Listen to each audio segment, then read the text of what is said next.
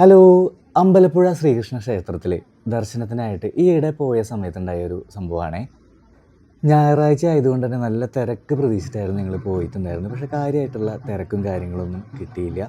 പെട്ടെന്ന് തന്നെ ഉള്ളിലേക്ക് കയറി നന്നായി തൊഴുതൊക്കെ പുറത്തിറങ്ങിയ സമയത്ത് നമ്മുടെ പാൽപ്പായസ കൗണ്ടറിൻ്റെയൊക്കെ അടുത്തായിട്ട് ഗുരുവായൂർ നട എന്നൊക്കെ പറയും, ആ ഒരു ഭാഗത്തായിട്ട് രണ്ട് അമ്മമാരിയ്ക്കുന്നുണ്ടായിരുന്നു കേട്ടോ.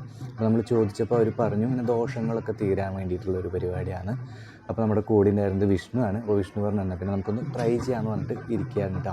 അപ്പോൾ ഇതിനെക്കുറിച്ചിട്ട് കൂടുതൽ അറിയുന്ന ആൾക്കാരുണ്ടെങ്കിൽ ഒന്ന് കമൻറ്റ് ചെയ്ത് പറഞ്ഞു തരണേ.